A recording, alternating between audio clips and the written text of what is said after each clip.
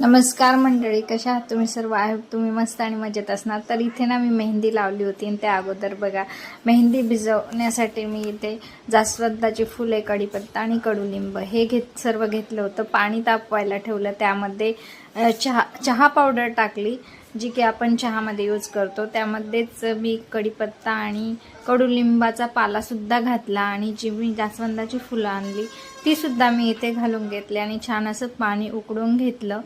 आणि जी मेहंदी लावायची होती साधी, जी तुमच्याकडे अवेलेबल असेल ती तुम्ही घेऊ शकता.